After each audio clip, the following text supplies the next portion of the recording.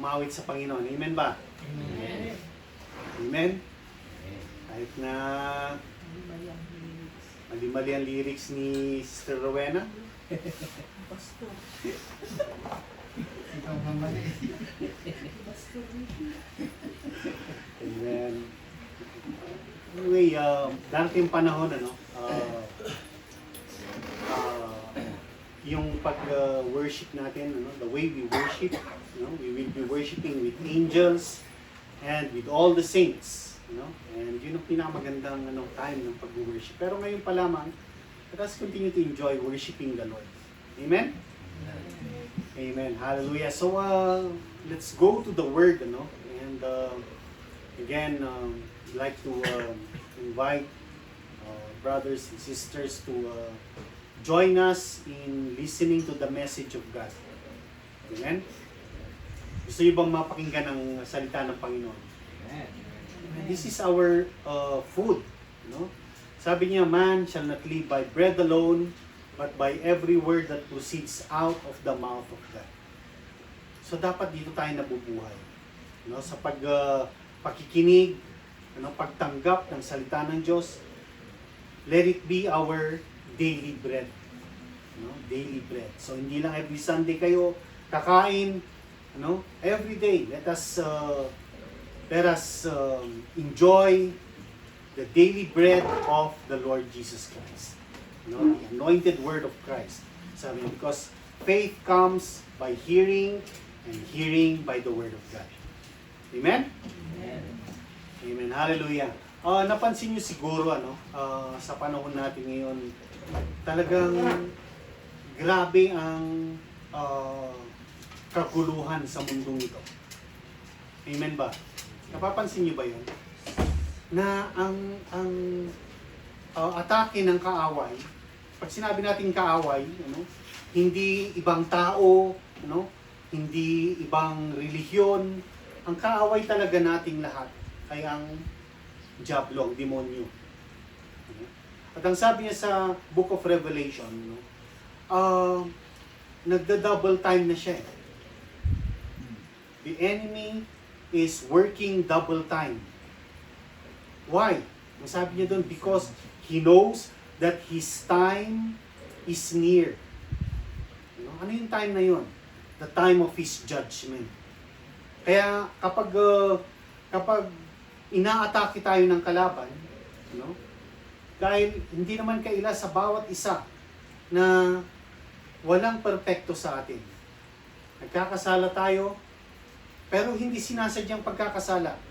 Kung meron mang sinadya, again, we have that chance to repent. Every time, habang may buhay tayo, binibigyan tayo ng Diyos ng karapatan na magsisi. Amen? Kaya kapag umatake ang kaaway at sinasabi niya, ganyan ba ang Kristiyano? Ganyan ba ang dapat na ginagawa ng Kristiyano? O tignan mo, he is the accuser of the brethren. So, tuwing atake ang kaaway, anong sasabihin natin sa kanya? Let us remind the enemy that his time is near. Sabihin natin, malapit ka ng husgahan ng Panginoong Hesus. Huwag mo akong i-judge dahil ikaw ang i-judge ng Diyos. Let us continue to remind him. Yan yung isang verse na kinatatakutan ng demonyo na parating na ang Diyos. So kapag nandyan yung kaguluhan, at inaatake tayo ng kaaway, the enemy is accusing us, let us remind him of his time. Malapit na yung oras mo. Kahit mag-double time ka pa, malapit ng oras mo. Pero ingatan natin yung pagda-double time niya. Nang malaglag tayo doon sa judgment niya. Actually, sinabi yan dun sa 1 Corinthians chapter 11. Hinahatak niya yung marami para mahusgahan din katulad niya. Katulad niya. Pero alam natin na hindi, kung tayo nasa Panginoon, hindi mangyayari yon. Amen ba yun? Amen. Amen. So, ang sinasabi ko lang, ang mundo natin ngayon, punong-puno ng kaguluhan. Sa family, sa church, lalo na sa church, and lalo na sa family. Kasi sinabi niya yan eh. Sinabi ng salita ng Diyos yan eh. In 2 Timothy chapter 3, you know? Sinabi niya, in the last days, perilous times will come. Dangerous times. Why? Why dangerous times? In the last days. Nandun tayo sa last days. Bakit dangerous itong mga panahon na to? Sabi niya, because men will be lovers of themselves. Ang mga tao, mahal na mahal nila ang mga sarili nila. They love themselves more than they love God. Naniniwala ba kayo doon? Mas gusto nga ng tao na i-offend ang Diyos kaysa i-offend ang tao. Mas gusto ng mga tao ngayon na baliwalain ng Diyos kaysa mabaliwala ang tao. Hindi bali na yung salita ng Diyos. Basta wag lang mapahiya itong tao. Ganyan kasama ang tao ngayon. And that is how trouble is coming towards the family, towards the church. May kakaroon ng division. Ganda-ganda ng samahan ng pamilya. Konting konting bagay lamang. Mahahati yan. Why? Because men will be lovers of themselves. Sabi niya, they are truce breakers. Pag binasa niyo yun, they are disobedient to parents. Lovers of pleasure more than lovers of good. Mas gusto ng mga tao ngayon na sila ang napapahalagahan. So it's very dangerous. It is very dangerous. In all of those troubles, sinabi ng Panginoon in John chapter 16, in verse 33, sabi niya, "These things I have spoken to you, that in me you might have peace." Maraming kaguluhan sa mundong ito, pero sinabi ng Panginoon, sinasabi ko na sa inyo ang lahat ng ito, para sa akin, magkaroon kayo ng kapayapaan. Walang kapayapaan sa kahit na ano. Kahit na nasa iyo na ang lahat. Pera, karangyaan, kasikatan, nasa iyo na ang lahat. Kung wala ka sa Panginoon, wala kang kapayapaan. Dahil ang kapayapaan nasa Panginoon lamang. Sabi niya, in this world, you will have tribulation. In this world, you will have trouble. You shall have trouble. Magkakaroon ng kaguluhan sa mundong ito, sinabi na ng Diyos. These things I have spoken unto you. In this world, you will have tribulation, but be of good cheer. I have overcome the world. At ang sinunod niya, sinabi niya, in John chapter 14, let not your heart be troubled. Kahit na maraming kaguluhan sa mundong ito, sabi niya, do not let your hearts be troubled. You believe in God, believe also in me. Doon pa lamang makita natin, pinapantay ng Panginoong Hesus ang kanyang sarili sa Diyos. You believe in God, believe also in me. Why? Because in Him, we shall have peace. Amen. You believe in God, believe also in me. Tapos sinabi niya, in John chapter 14, verse 27 ulit, sinabi niya, peace I leave with you. My peace I give unto you. Not as the world gives, give I unto you. Let not your heart be troubled, neither let it be afraid. Huwag niyong hayaan na maguluhan ang inyong mga puso. Do not let your hearts be troubled. Meron tayong kapayapaan kung tayo ay nasa Panginoong Hesus. Amen ba yun? Magkakaroon ng kaguluhan. Sinabi na ng Panginoon yan eh. Sinasabi ko na sa inyo ito. Para kapag nangyari, alam nyo na sinabi ko muna ito bago pa mangyari. Sinabi na ng Panginoon ang lahat. In the last days, perilous times will come. Dangerous times will come. Okay? So, kunin natin yung salita ng Panginoon. Ano? Binibigyan niya tayo ng kapayapaan. Sabi niya, do not let your hearts be troubled. Totoo ba ang problema sa mundong ito? Yes. Even the Apostle Paul, no? Even the Apostle Paul, no? Sinabi niya yung mga problema niya, ang dami niyang problema. No? Buksan nga natin yung yung mga troubles na dinaanan ni Paul, no? Go to 2 Corinthians. Go to 2 Corinthians chapter 11. I want you to look at how Paul was troubled on every side of his life. Sa lahat ng anggulo ng kanyang buhay, nagkaroon ng kaguluhan, ng problema si Paul. No? Pero sabi niya in verse 23, 2 Corinthians chapter 11 verse 23. Babasahin ko sa New Living Translation. Ano? Are they servants of Christ? I know I sound like a madman, but I have served Him far more. I have worked harder, been put in prison more often, been whipped times without number, and faced death again and again. Verse 24. 5 different times the Jewish leaders gave me 39 lashes. Mga Jewish leaders pa to. Ilang beses? 5 times. 5 different times, sabi niya. 3 times I was beaten with rods. Once I was stoned. Nung pinato si Paul, actually, doon siya umakyat ng langit, namatay siya dyan eh. Nung pinagbabato siya, tumba siya eh. Pero sabi niya, kapag binasa natin in chapter 9, sabi niya, umakyat siya ng third heaven.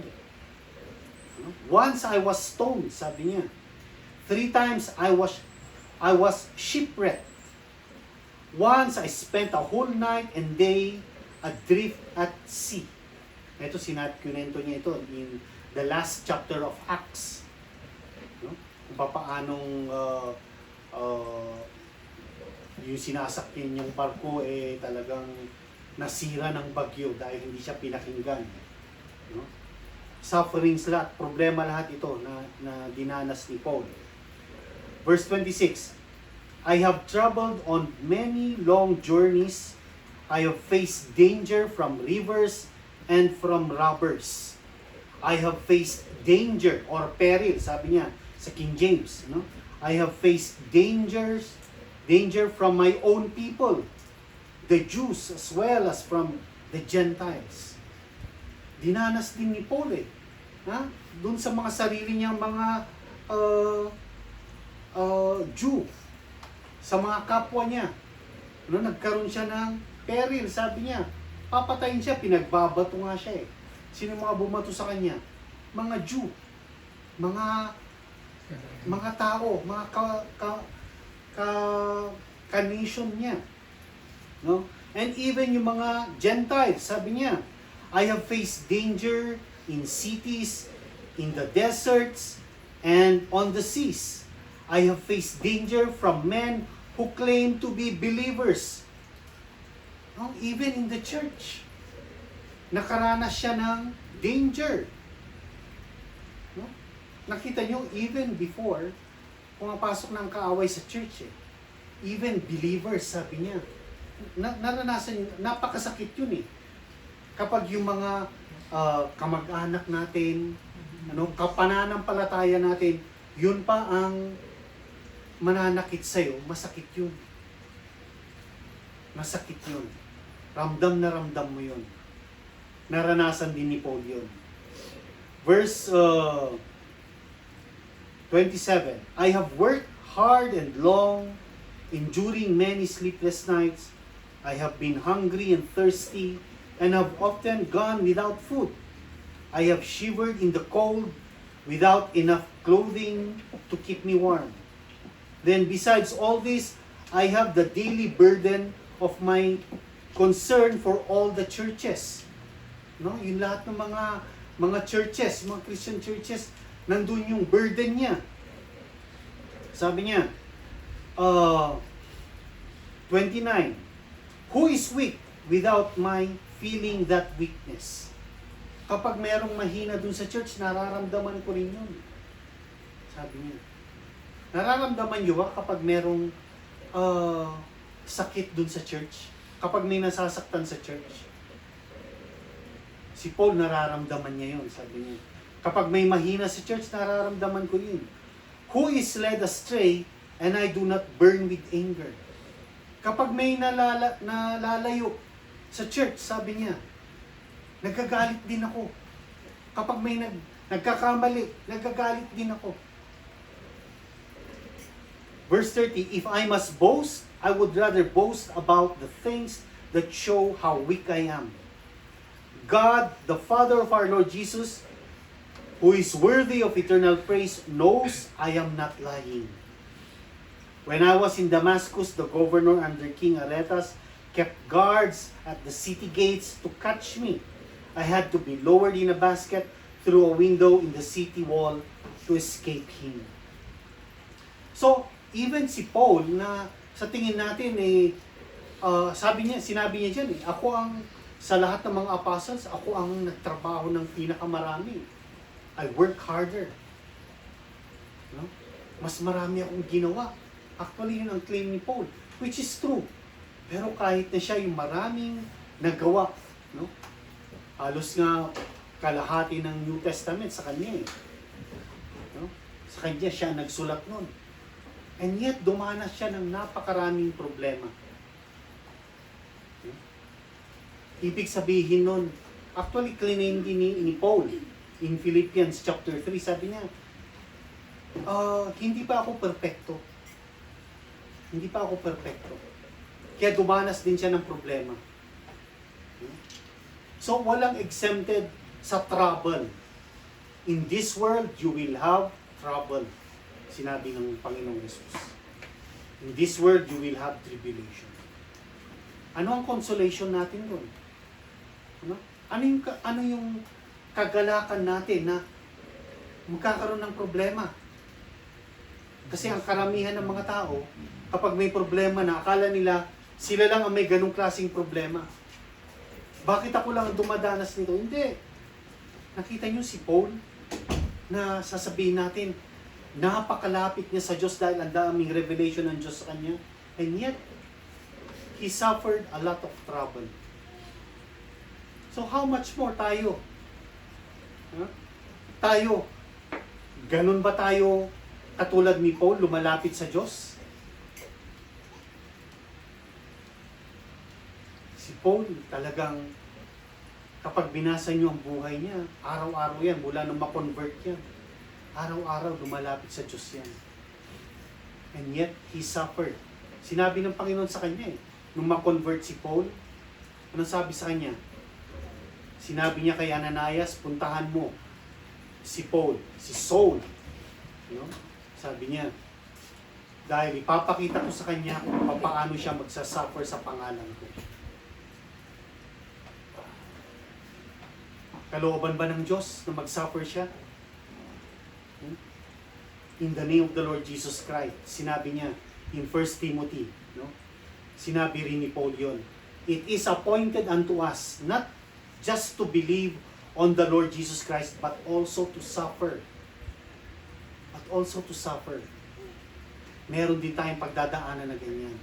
Pero ano ang consolation natin kapag dumadaan tayo sa trouble na yan? No? If you are a believer, if you are a believer, ang sinasabi niya, in the Lord Jesus Christ, we have peace. Meron nga ba tayong peace kapag dumadaan tayo sa problema? O talagang ang mukha natin ay nabagsakan tayo ng buong mundo? Ha? Hindi. Ang sinasabi ng Panginoon, meron tayong kapayapaan sa Kanya. Sa Kanya tayo magkakaroon ng kaligayahan. Walang kaligayahan sa mundong ito. Ang kaligayahan, ang kapayapaan, nasa Panginoon. Ang tao, hindi kanya pwedeng respetohin Kung wala siya talaga siyang respeto sa'yo, hindi ka re-respetohin niya. You cannot give what you do not have, sabi nga eh. No? Hindi ka kayang mahalin ng tao kung wala siya talaga siyang pagmamahal sa'yo. No? Kung walang pagmamahal yung tao sa'yo, hindi ka niya kayang mahalin kahit anong gawin niya. Hindi ka niya kayang respetohin. Kaya saan ka hahanap ng respeto at pagmamahal? Sa Panginoon. Sa Panginoong Diyos. Sa Panginoong Jesus.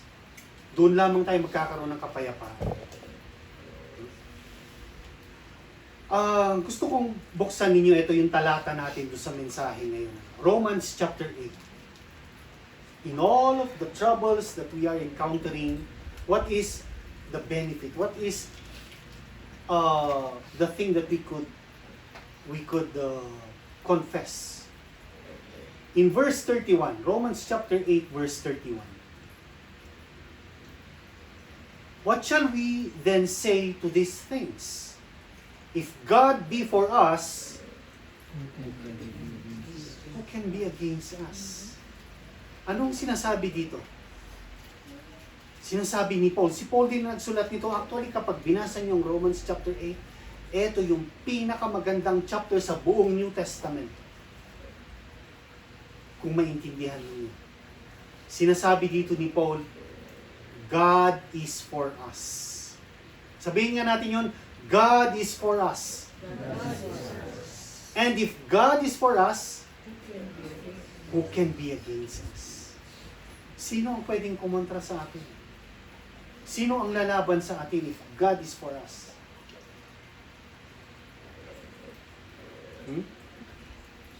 If God is for us. Yung if dyan hindi yung if na kung sakali. Hindi. Ang sinasabi niyan, sigurado dyan. Sinisiguro niya na ang Diyos ay para sa atin. Sino pa ang kukontra sa atin? Yan ang ibig niyang sabihin dyan.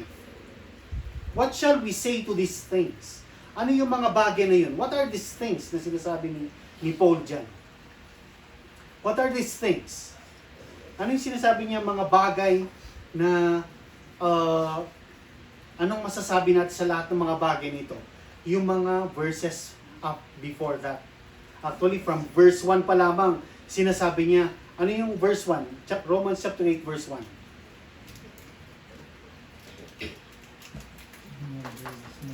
There is no condemnation. There is no more condemnation.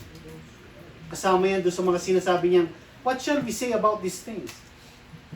About no more condemnation sa atin. Ano ang masasabi natin? Nung sinabi niyang wala ng condemnation sa atin, God is for us. Because God is for us.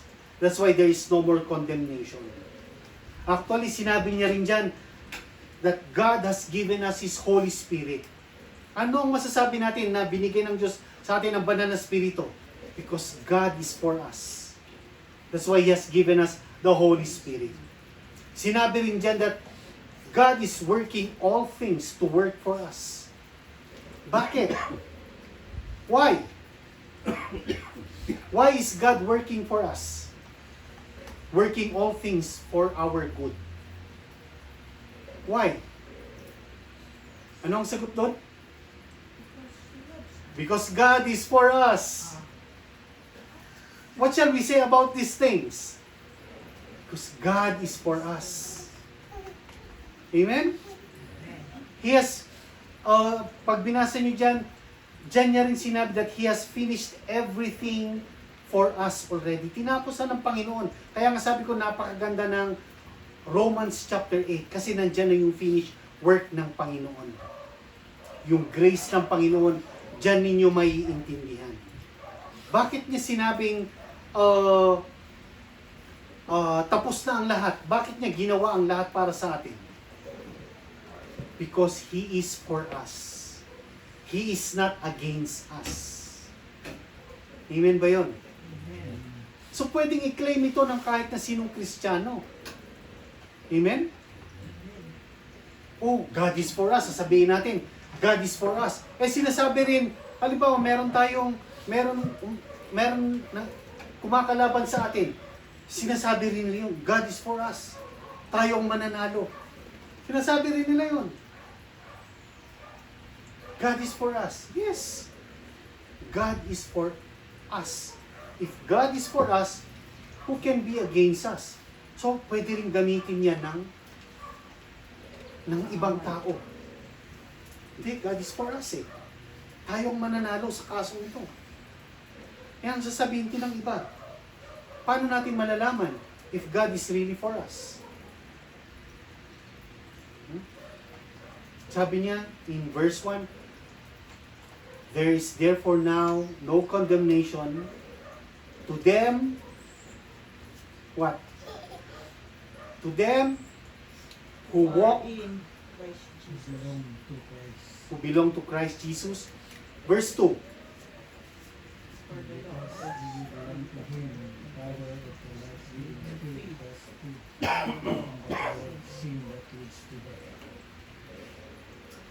who walk not after the flesh, but after the Spirit. There is therefore now no condemnation to them who are in Christ Jesus, who walk not after the flesh, but after the Spirit. So, sino pwedeng gumamit ng God is with us, God is for us? Those who walk in the Spirit. Amen? Walang condemnation sa kanila eh. Do you still feel condemned? Ha?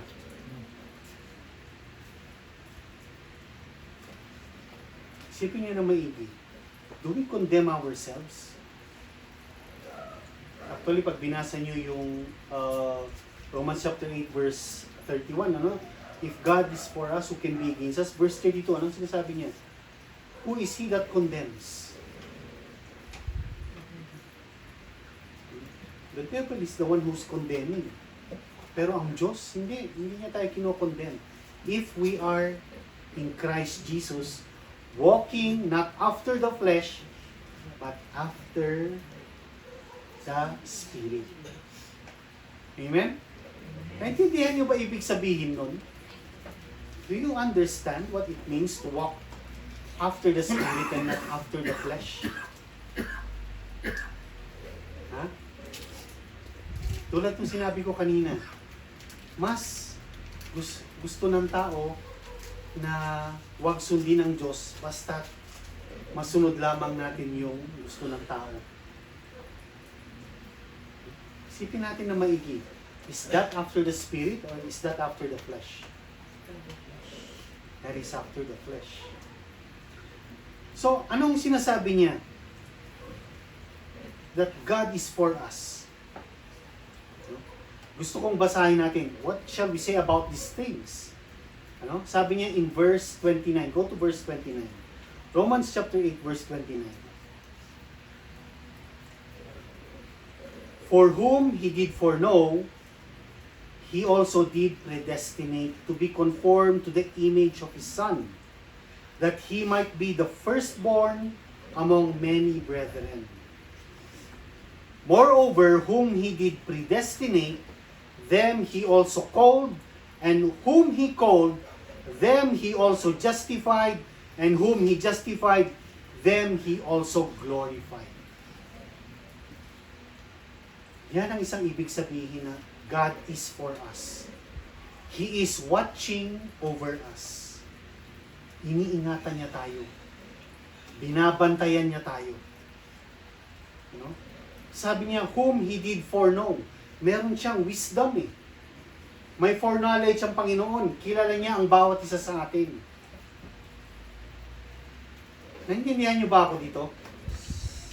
Ha? He has foreknowledge. Kaya nga, He is omniscient. All-knowing siya. No? Alam niya, kilala niya tayo. Bago pa tayo nalikha, kilala niya na tayo. No? Alam niya. Kilala niya tayo. Kaya nga, bago pa tayo nagkaroon ng kasalanan, He already died for us.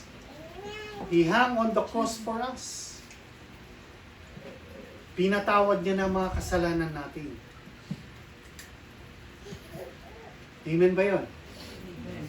Yun yung wisdom ng Diyos, foreknowledge niya. And sabi niya, ang kalooban niya, He predestined us. Di ba, diniscuss ko na to? Naintindihan niyo pa ba yung predestination? Ha? Predestined. Ano? Meron na siyang itinakda para sa atin. Ano yung itinakda ng Diyos para sa atin?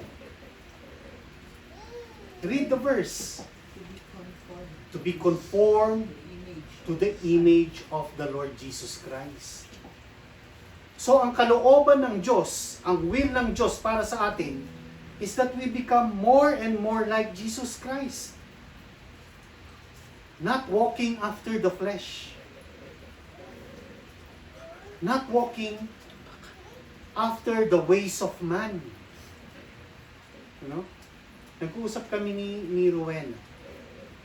Sabi namin, kung malapit na talagang dumating ang Panginoon, eh dapat iniingatan na natin talagang sarili natin. No? Dapat we are in the will of God. What is the will of God? What is the will of God? To predestine us to be conformed to the image of His Son. That is the will of God. Yan ang kalooban ng Diyos. Itinakda niya sa atin yun. Kalooban ng Diyos na itakda tayo doon na maging more like Jesus. Do you see yourself more like Jesus?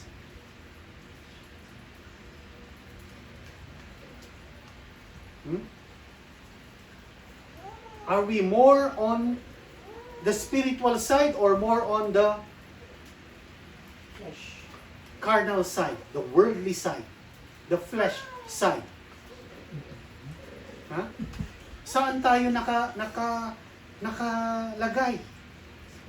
Yung buong isang linggo natin, tingnan ninyo, yung buong isang linggo, saan nakalagay ang buhay natin?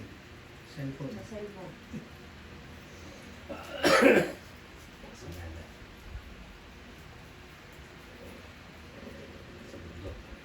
Okay lang kung nasa cellphone ka, pero ang binubuksan mo dun yung Bible app mo eh. So, are we more like Jesus? Are we being conformed more like Jesus?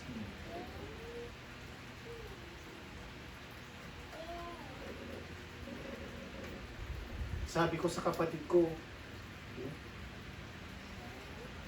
sabi ko sa mga kapatid ko, ang isang mensahe ng Panginoon, sabi niya, yung binabasa natin ang Joshua. Sabi niya, I am not giving this land to you because you are righteous.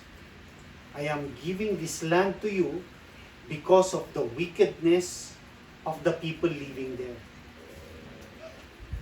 Inaalis ng Panginoon yung mga wicked. Hindi dahil matuwid kayo, sabi niya, kundi dahil masyadong masama yung mga tao dyan. They are in the world. No? Mas gusto nila yung sanlibutan. And yet many who are in the world profess to be believers. Profess to be Christians. Huwag tayong matulad sa kanila. No? You are saying you are a believer, and yet what you are doing is not the deeds of a believer. You say you love the Lord Jesus Christ, and yet you are not doing the will of the Lord Jesus Christ. You say that you are in the will of God, and yet you are not being conformed into the image of the Lord Jesus Christ.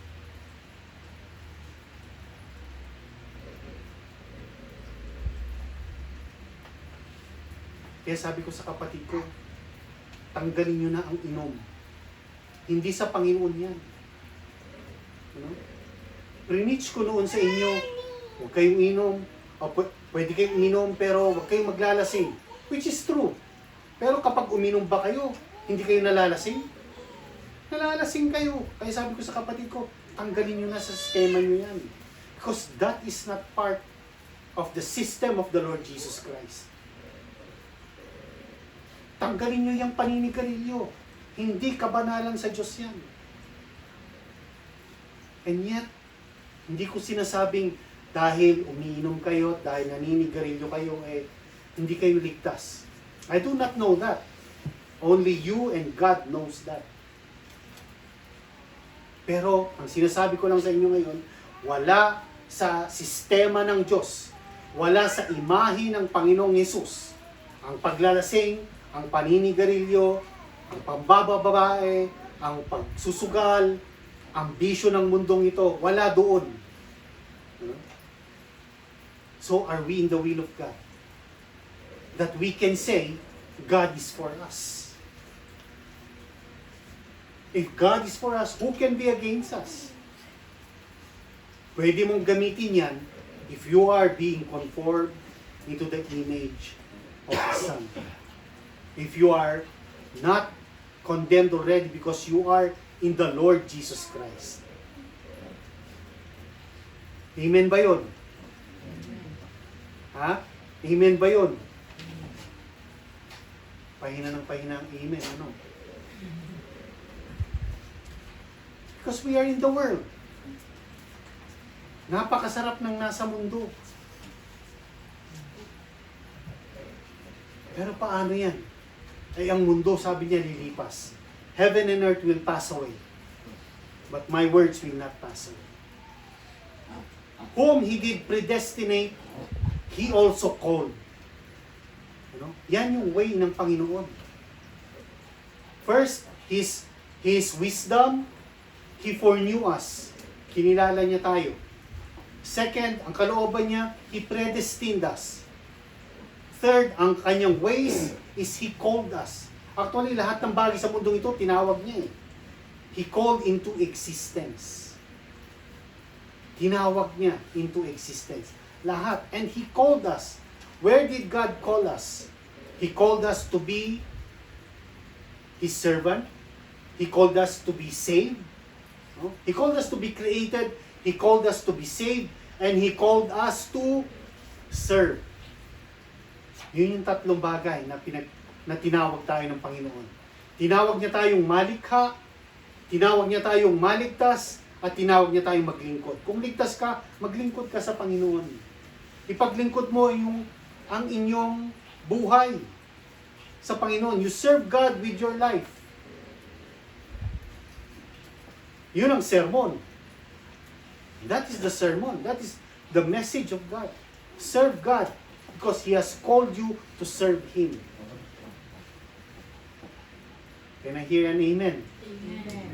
Huwag kayong magagalit sa akin. Sinasabi ko lang sa inyo yung salita ng Diyos, yung mensahe ng Panginoon.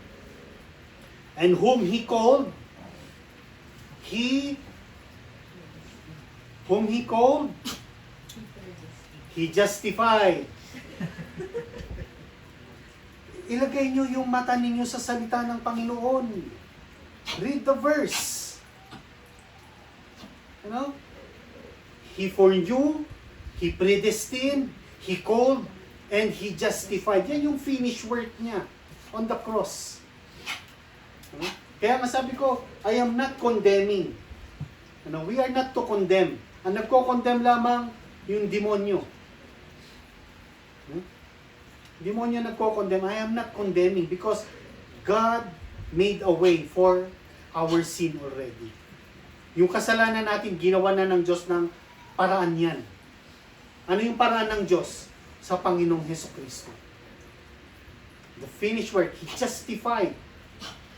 Ginastify niya na. Kinuha na ng Panginoon yung lahat ng kasalanan natin. We have been justified. At ang purpose ng Diyos, for us to be glorified. Pagkatapos ng lahat,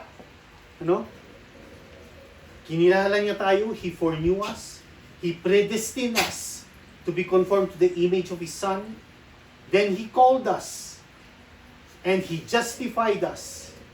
He called us to serve and He justified us from our sins. Kinuha niya yung lahat ng kaparusahan natin. And ang purpose niya for us to be glorified, to share in His glory. Amen ba yun? Amen ba yun? Amen. Gusto niyo ba yun?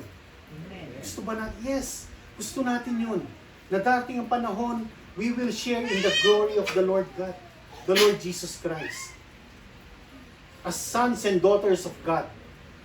Sabi niya dyan din sa Romans chapter 8, hindi na nga makapaghintay ang buong sanlibutan na makilala yung tunay na mga anak ng Diyos eh. It is in Romans chapter 8. If you're going to meditate on Romans chapter 8, the whole world is groaning, sabi niya, for the revelation of the sons of God, the sons and daughters of God, the children of God. Pero darating na yung panahon na yon na makikilala kung sino talaga yung mga anak ng Diyos. At yung mga anak ng Diyos na yon, they can say, God is for us. Nothing can be against us. Who can be against us? None. Hindi tayo pwedeng kontrahin ng kahit na sino. Again, sinasabi ko sa inyo, sino pwedeng gumamit nito? That God is for us? Those who are in Christ Jesus. Those who walk not after the flesh but after the Spirit. Those who are being conformed into the image of the Son of God. Those who are in the will of God. Those who are called. Those who are justified. And those who will be glorified. Amen? He is watching over us. Okay? Go back to Romans chapter 8. Romans chapter 8 verse 28. Sino nakaka-memorize sa inyo nun? Sige nga, Marbs. Without looking at your Bible. Favorite verse? Romans 8:28. Romans 8:28, all things work together for good for those who are called upon His purpose. Sino pa nakaka-memorize nun? No? Pero alam niyo ang kulang doon? Alam niyo ang kulang doon sa kinote ni Marvin? Those who love God. We know. Yung unang phrase. We know. No? Alam natin. Ano? We know. Actually, karamihan sa mga Christian, pag sinabi mong, can you quote Romans 8:28? Yan ang sasabihin nila, all things work together for good. Hindi. For we know. Alam natin na ang lahat ng bagay ay nagtutugma-tugma. Ano? Work together for good. To those, kanino? Sa lahat ba ng tao? We love that. Those who love God. Yung mga nagmamahal lamang sa Diyos. And those who are called according to His purpose. Called. Purpose. Ano? Ito, fresh pa ito ha. Katatapos ko lang sinabi. Saan tayo tinawag ng Diyos? Saan tayo tinawag ng Diyos, Sister Rowena? Called us to be created. He called us to be saved. He called us Sorry. to serve. Ayun, Mama, called us to serve. Ano yung purpose ng Diyos sa atin? What is His purpose? Those whom He called, He justified. And those whom He justified, Glory. to be glorified. He glorified. Yun ang purpose ng Diyos, mag-glorify din tayo with Him. Makasama tayo sa glory niya. Pero ang sinasabi dyan, ang lahat ng bagay ay nagkakatugma-tugma. They are working together for good. Sino ang gumagawa nun? Ang Diyos. No? Ang Diyos. Ang example natin dyan, si Joseph. Si Joseph, ibinenta siya ng kanyang mga kapatid. Amen? Ilang taon na nawalay siya sa kanyang pamilya. No? Kaya Marvin, huwag sasaman loob mo kung hindi ka itinuturing na kapamilya ng mga dapat mong kapamilya. No? Because Joseph was neglected ng sarili niyang mga kapatid. And yet, ano ang sabi niya? You meant it for evil? You meant evil for me, sabi niya. But God meant it for good. Nagkaroon ba ng pamilya, ng sariling pamilya si Joseph? Nung itinakwil siya ng kanyang pamilya, ng kanyang mga kapatid? Yes. Ano? Yun pang binigay na asawa niya, yun dun pa doon sa kaharian ng Pharaoh. Nagkaroon siya ng sarili niyang pamilya doon. And yet, God has restored His family. Paano ni-restore ng Diyos yung kanyang pamilya? Lumapit sila sa kanyang, nagpapakumbaba sila. Nung namatay na si Jacob, sabi nila, sigurado sisingilin tayo ni Joseph dun sa mga ginawa natin sa kanya. Pero hindi. Sabi ni Joseph, Diyos ba ako? Napaparusahan ko kayo? Hindi. Hindi kayo ang nagpadala sa akin sa Ehipto, sabi niya. Ang Diyos ang nagpadala sa akin sa Ehipto para maligtas kayo sa panahon na ito. What they meant for evil, God meant it for good. He works all things to work together for good to those who love God and are called according to His purpose. Huwag nating ambisyonin na kung makuha natin ang lahat ng pagmamahal ng lahat ng kamag-anak. Napakasarap nun. Yes, na-acknowledge ka. Pero ang pinakamagandang acknowledgement, yung acknowledgement ng Diyos. Yung sabihin ng Diyos, anak, anak. Kung anak ka niya, sapat na yun. Sapat na yun na kamag-anak. Yun ang pinakamagandang relationship with anyone. The relationship with God. Do you understand? Naintindihan nyo ba? Huwag nating pilitin na tanggapin tayo. Basta tinanggap tayo ng Diyos, sapat yun. That is the most wonderful relationship. Na sabihin ng Diyos sa iyo, anak. At matawag mo siyang God, Father. Thank you. Thank you, Lord, for taking me into your family. Palagi kong prayer yun. Lagi kong pinapasalamat sa Diyos, Lord. Thank you so much for taking us into your family, for taking me into your family. Kinuha ako ng Diyos. And He included my loved ones, my family. Sabi ko, Lord, thank you for taking me into your family. And thank you for including my loved ones, my family. Yun ang pinakamagandang relationship. Huwag mong hangarin na pasayahin yung iba, dahil lamang gusto mong makuha yung acknowledgement nila. Hindi. Wala doon ang pinakamagandang acknowledgement. I-acknowledge ka ng Diyos, anak kita. And He's working all things to work together for good, para sa ikabubuti natin. Kung meron mang mga nangyayari ngayon, trouble, problema, ayaw natin, masakit. And yet, if you love God, and you are called according to His purpose, sabi niya, for good yan. That is for good. Amen ba yun? Amen. So alam natin, alam natin na meron tayong kasiguruhan. If we are walking not according to the flesh, but after the Spirit. Yun ang tingnan natin. If we are called into the family of God, then walk as a family of God.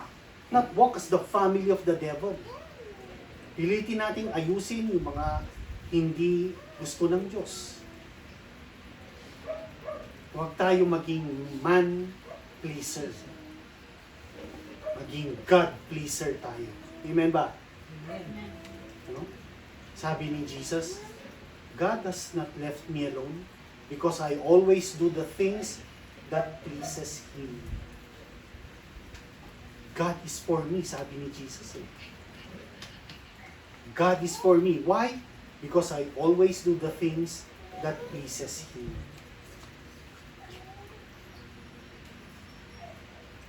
So, pwede ba nating sabihin, God is for us? If God is for us, who can be against us? Amen? Pwede yung gamitin yun. Kung naiintindihan nyo kung sino ang sinasamahan ng Diyos.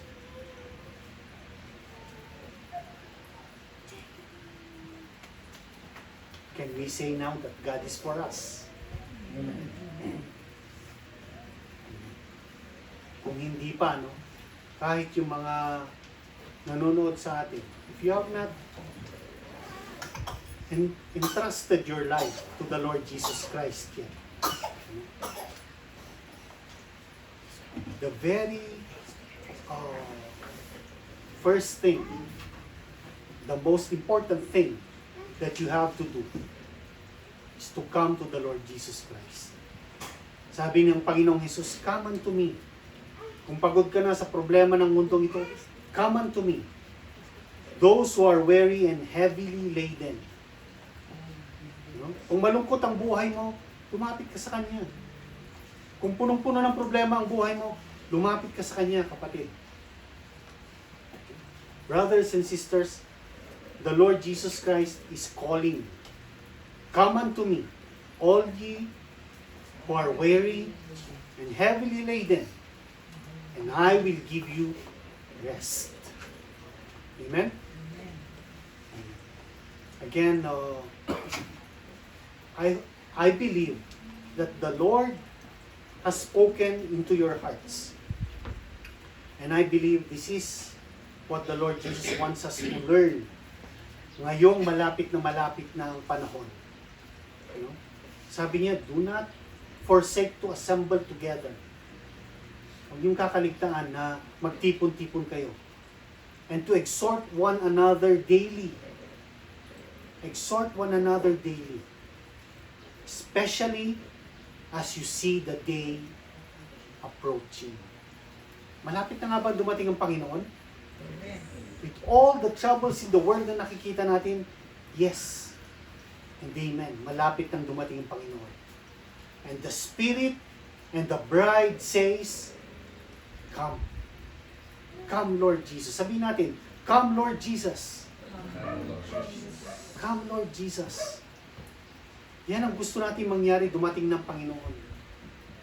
No? Yun ang gusto kong mangyari. Hindi ko alam sa inyo, gusto nyo bang dumating ng Panginoon? Gusto natin dumating ng Panginoon.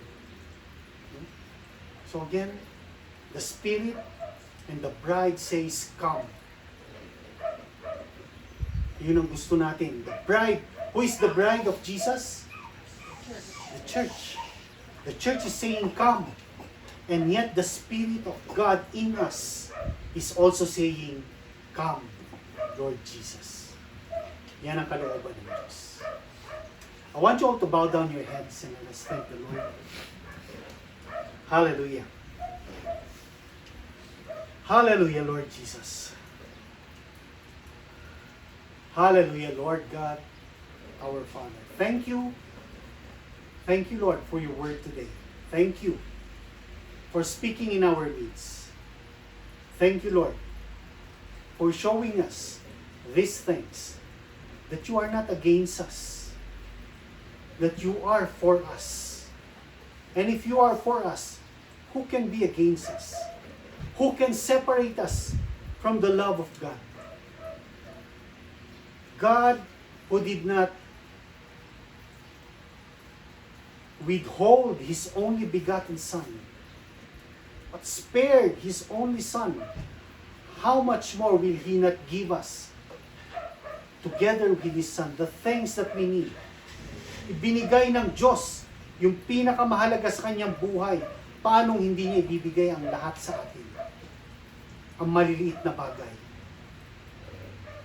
Ibinigay ng Diyos ang pinakabugtong na anak niya, pinakamamahal niyang bugtong na anak, upang tayo ay maligtas. At yun ay isang malaking biyaya para sa atin. Maraming salamat o Diyos. Thank you, Lord God. Thank you, Lord God. Again, Lord, in behalf of this congregation, in behalf of this family, my family, Lord, we trust you and we entrust everything unto you, Lord. Isinusuko namin ang lahat sa buhay namin, isinusuko namin lahat sa iyo, Panginoon. At nagtitiwala kami, Panginoon, nang itinalaga namin sa iyo, sinabi mo sa iyong salita, ay kaya mong ingatan. That you are able to take care of it. The things that we have entrusted to you. And we are entrusting to you our lives, our family, every trouble that we are in right now, we entrust into your hands, Lord Jesus. And we are trusting, Lord, that you are for us and not against us. Thank you, Lord God. Thank you, Lord, that there is no more condemnation to those who are in Christ Jesus. To those who walk not after the flesh, but after the Spirit. Tulungan mo po ang bawat isa, Panginoon, na mga isuko sa iyo, Panginoon, sa iyong paanan, ang lahat ng hindi kaaya-aya sa aming mga buhay, Panginoon.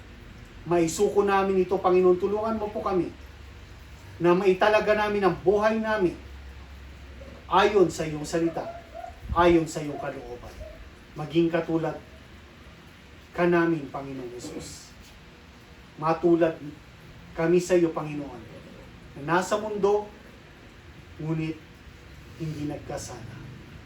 Nasa mundo kami, Panginoon, nagkakasala kami, hindi pa kami perpekto, pero patuloy kaming lalapit at dudulog sa iyo, Panginoong Jesus. Hanggang sa pagharap namin sa iyo, masabi mo, Panginoon, na kami ay nabago ng katulad mo. Hindi lang sa aming katawan, kundi maging sa aming ugali, sa aming pananaw, sa aming pag-iisip, sa aming mga buhay. Ikaw ay maging katulad namin, Panginoon. Lord, maraming salamat muli sa pagkakataong ito na makadulog kaming lahat sa panalangin at may talaga namin ang aming mga buhay sa iyo, Panginoon. Patuloy ka pong mangusap sa aking mga pamilya, Panginoon, sa lahat ng mga taong nais kang makilala at marinig. Patuloy kang manguna sa amin. Hawakan mo ang aming mga kamay. Itawid mo kami, Panginoon, sa mundong magulong ito, Panginoon. Sa lahat ng kaguluhan, kami ay patuloy na magtitiwala sa iyo, Panginoong Diyos. Sa pangalan ng Panginoong Hesus. Amen. So again, na-bless ba kayo? Amen. O nasaktan kayo dahil may sermon? Ha? Kuminsan masarap din ang mapagalitan, ano? Sabi ng Diyos sa Bible, ano? Sabi niya, yung mga minamahal niyang anak, pinapagalitan niya rin. Pinapagalitan niya. Itinutuwid niya. Gusto ng Panginoon, matuwid tayo, matuwid ang buhay natin. Kasi hindi kalooban ng Diyos na ang isa man sa atin ay mapuksa. No?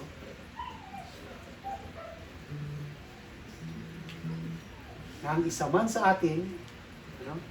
Pati si kay Leah, gusto ni Jesus, lalapit sa kanya. Amen? Amen? Amen kay Leah? Amen? Ako naman yung eye contact niya. And so again, I hope you have been blessed. You know? I want you all to stand up now. I want to stand up. Let us lift up to the Lord God, ang ating mga buhay. Lift up your hands unto the Lord and receive the blessings of the Lord Jesus Christ. May the Lord bless you and keep you. Patuloy kayong ingatan ng Diyos. The Lord make His face to shine upon you and be gracious unto you. Naway patuloy na makamtan nyo ang lahat ng pagpapala ng Diyos. Malaman ninyo na ang Diyos ay para sa inyo at hindi laban sa inyo. The Lord lift up His countenance upon you. Bigyan niya kayo ng pabor sa lahat ng dinadaanan ninyo, sa lahat ng dadaanan ninyo, sa lahat ng pagsubok sa mundong ito. Bigyan kayo ng pabor at samahan kayo ng Diyos palagi. And may the Lord give you the perfect peace. In Jesus' name, sabihin natin, I receive it. In Jesus' name, amen and amen. Good afternoon, brothers and sisters.